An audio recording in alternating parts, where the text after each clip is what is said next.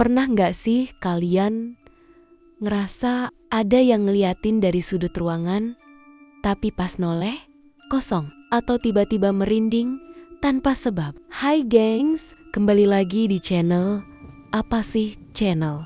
Tempat nongkrongnya kisah-kisah aneh, misterius, dan kadang bikin kita mikir dua kali sebelum matiin lampu. Kali ini gue bakal ceritain kejadian horor nyata yang dialami dua sahabat cewek, Naya dan Tika. Cerita ini bukan cuma bikin bulu kuduk berdiri, tapi juga bikin mereka nggak berani tidur sendiri selama seminggu. Tapi sebelum kita mulai, jangan lupa buat klik tombol like, subscribe, dan nyalain loncengnya ya, biar kamu nggak ketinggalan cerita-cerita misteri lainnya. Yuk, kita mulai. Jadi ceritanya ini kejadian sekitar tahun lalu. Pas Naya dan Tika lagi liburan semester. Mereka berdua ini sahabatan dari kecil. Udah kayak kembar. Padahal nggak sedarah. Suka nongkrong bareng, nginep bareng, bahkan kadang pakai baju yang sama. Nah, pas liburan itu mereka nekat nginep di rumah neneknya Tika di sebuah desa kecil di Jawa Tengah. Rumahnya tua, gede, dan agak sepi. Tiap malam cuma ada suara jangkrik dan kadang suara hewan-hewan aneh yang mereka bahkan nggak tahu itu apa. Tapi ya, mereka cuek. Namanya juga anak kota. Lagi nyari ketenangan, katanya. Hari pertama dan kedua sih aman. Mereka jalan-jalan ke sawah, foto-foto, dan tidur nyenyak. Tapi malam ketiga, semuanya berubah. Waktu itu mereka lagi nonton film di kamar, jam 11:30 malam, tiba-tiba lampu kamar meredup, terus mati. Naya langsung ngomong, listriknya mati ya? Tapi anehnya, lampu di luar kamar masih nyala. Tiba-tiba, tap, tap, tap, ada suara langkah kaki pelan banget di lorong depan kamar. Mereka mikir itu neneknya Tika. Tapi pas dilihat dari lubang pintu, nggak ada siapa-siapa. Mereka mulai panik.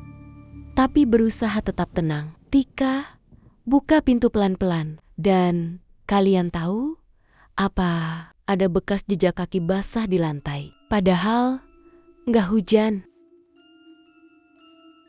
Malam itu mereka tidur bareng, dan Tika tiba-tiba kebangun jam 2:03 pagi karena dengar suara orang nangis. Bukan cuma suara, tapi kayak ada yang duduk di ujung tempat tidur. Pas Tika melek, dia lihat siluet perempuan, rambut panjang, duduk, nunduk. Dia kira itu Naya.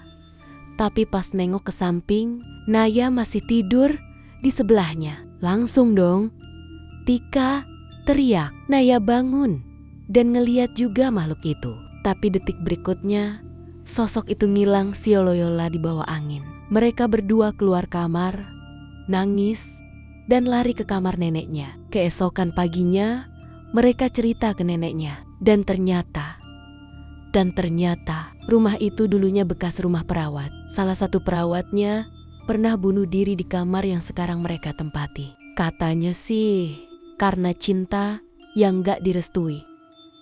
Setelah kejadian itu, mereka langsung minta dijemput orang tua mereka. Dan sejak saat itu, mereka gak pernah lagi nginep di rumah itu. Tapi yang bikin merinding, setiap kali mereka lihat foto-foto liburan mereka di rumah itu, ada satu foto di mana mereka selfie di ruang tamu. Dan di belakang mereka ada bayangan hitam berdiri di pojokan. Mereka gak sadar waktu itu. Tapi setelah diperbesar, wajahnya datar, tanpa mata. Sampai sekarang foto itu masih ada, tapi disimpan dalam folder terkunci. Mereka bilang takut kalau lihat lagi akan terjadi sesuatu. Setelah kembali ke kota, Naya dan Tika berpikir semuanya telah berakhir. Tapi teror belum selesai. Mimpi buruk mulai datang setiap malam. Suara-suara aneh terdengar dari cermin kamar, dan Naya mulai sering berbicara sendiri. Apakah sosok dari rumah nenek telah mengikuti mereka. Seminggu setelah pulang, Naya mulai terlihat beda. Dia pendiam, sering bengong, dan katanya setiap malam dia mimpi hal yang sama. Dalam mimpi itu, dia berjalan di lorong rumah nenek yang gelap dan sunyi, lalu berhenti di depan sebuah cermin besar. Tapi setiap kali dia mendekat, dia lihat dirinya di cermin tersenyum aneh. Padahal dia sendiri nggak senyum. Dan tiap kali dia mau lari, bayangannya dari dalam cermin mencakar kaca dan mencoba keluar.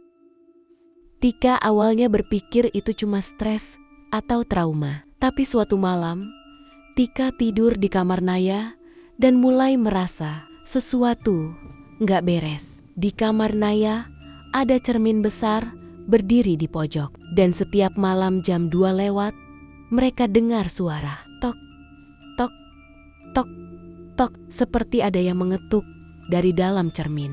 Dan lebih anehnya lagi, saat pagi, mereka lihat ada bekas tangan kecil dari dalam kaca, seperti kabut yang disentuh dari baliknya.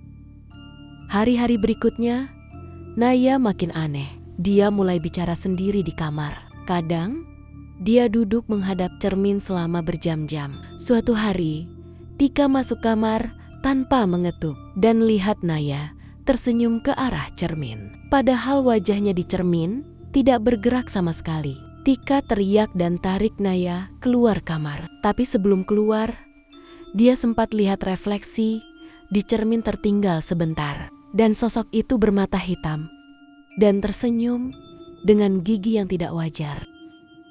Mereka akhirnya bicara dengan nenek Tika lewat telepon. Nenek bilang, kalian ambil sesuatu dari kamar itu.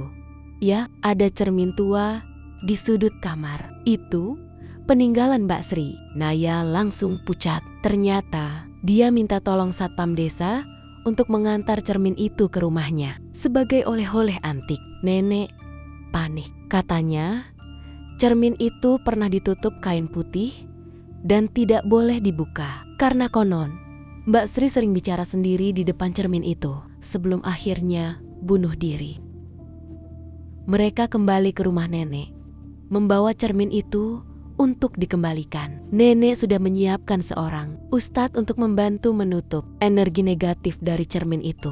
Namun, saat cermin dibawa masuk kembali ke rumah, cermin itu retak sendiri. Padahal tidak terjatuh dari retakan itu. Mereka sempat melihat mata hitam mengintip dari baliknya. Dan malam itu, tak ada satupun dari mereka yang bisa tidur. Kami pikir semuanya akan selesai kalau kami pergi dari rumah itu. Tapi ternyata beberapa hal tidak ditinggalkan. Mereka ikut pulang. Dan terkadang mereka menunggu dari balik cermin.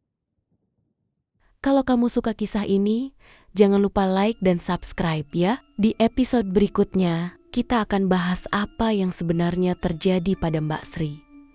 Siapa dia? Dan kenapa arwahnya masih gentayangan? Tulis di komentar kalau kamu pernah alami kejadian horor yang berkaitan sama cermin. Sampai ketemu di episode selanjutnya. Dan ingat, jangan terlalu lama ngaca sendirian.